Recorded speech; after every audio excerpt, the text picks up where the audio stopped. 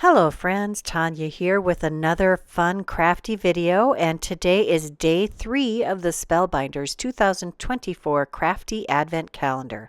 We're going to open door number 3, and there are the pictures of what we're going to find inside, and it is a bunch of floral and foliage images or pieces. Here we've got all of the dies. I've die cut those with some greens, treasured cardstock gold assortment, and blue, yellow, and pink. That seems to be my theme.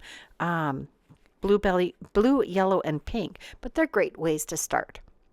We've got this little branch of floral buds, and we have a cupped flower with 2 layers here. 3, sorry. We've got the center and the part that's closest to you when it's a cupped floral. And then we have a 4-petal flower. Oh, sorry. We have the little, I'm going to attach the stem to this. And I do like that that calyx is on the outside there so you can see it attach. And you could layer these 2 pieces, but I'm going to take the center, the gold center, and put that in the middle of this 4-petal flower. And we'll take some of these little tiny leaves and attach those. You could do those in a variety of ways. And then we have these smallest. This one is a 6-petal flower. Add that center, and then we have this sprig of 3 leaves. And you could add these to any flower, any of the flowers.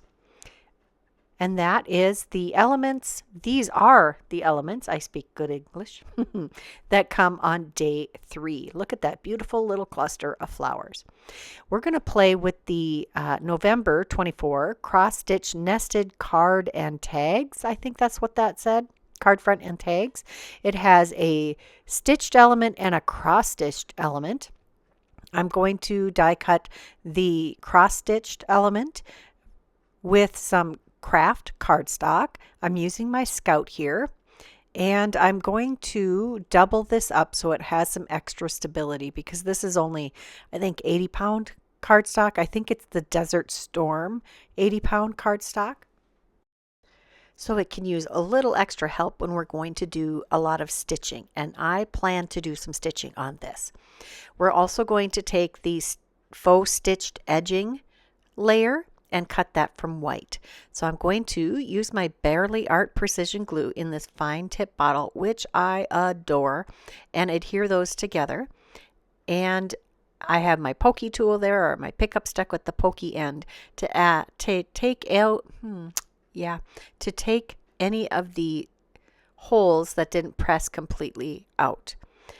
They die cut completely, but they didn't fall out.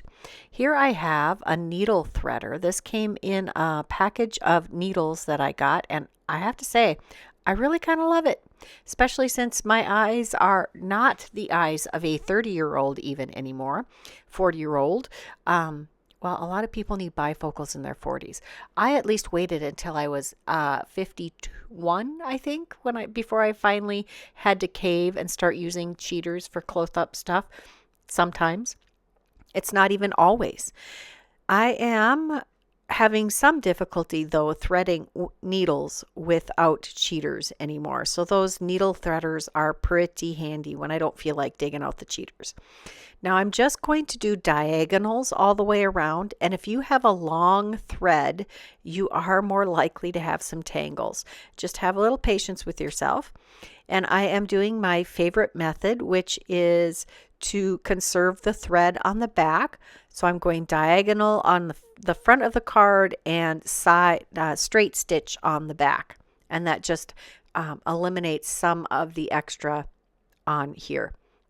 Now I decided to, instead of cross stitching, I'm going to do a border all along the outer edge of this piece of cardstock. And I just really liked how that created a very nice outline on my finished piece. I'm not going to show you the entire stitching, just one section so that you can see what my goal was. There it is completed, and you can see that it actually worked out quite nicely on the back. We're also going to use the One Stitch at a Time 3D embossing folder from April 2024. We're going to use a lot of the April 2024 stuff. We're also going to use the Faux Stitch Sentiments and Floss because it has these beautiful sentiments with stitching details down the center. I'm going to use the Thanks for that.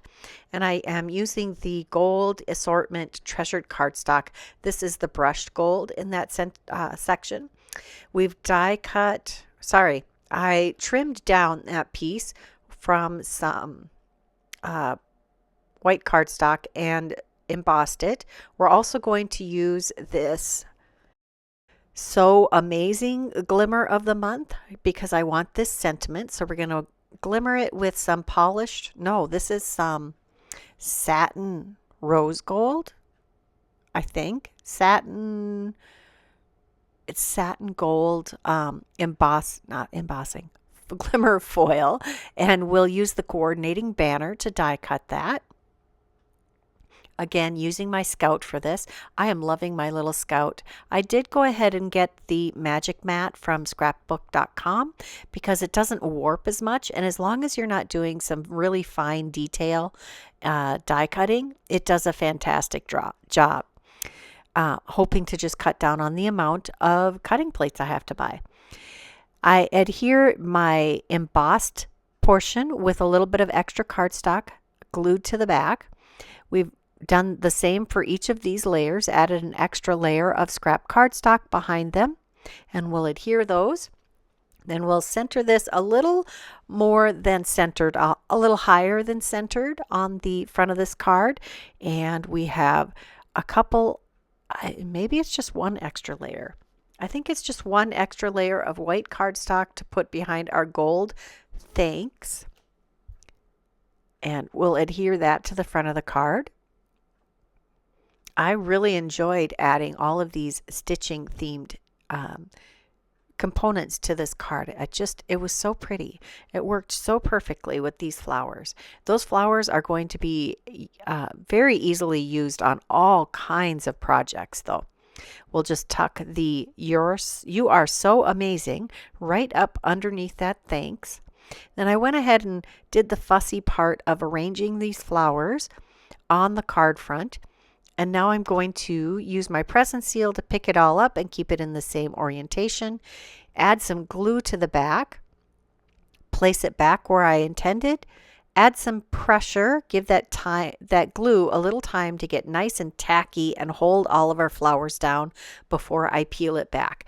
Then I have to be very careful when I'm peeling to make sure, that when I don't wait long enough for the glue to dry, that I can peel that back off. That's the front of the card. I really like how that turned out. And then we're going to take some more of these florals. I, as you can see, had cut a bunch of them out with the same colors and assembled them off screen. And I'm going to add a little cluster on the inside. Now you get to see me do a little fussing with the placement. We'll add the layers that are going to be underneath the larger yellow flower. And I like how that assembled. I love putting little die cuts on the insides of my cards. That's day 3. I hope you enjoyed it. Make sure you leave me a comment. Tell me how you're enjoying this series. Like this video, share it, subscribe. And if you're interested in any of the product they use today, check that description box below for a visual link list and some of the products in the description box. Until next time, here are a couple more videos I thought you might enjoy. Bye-bye.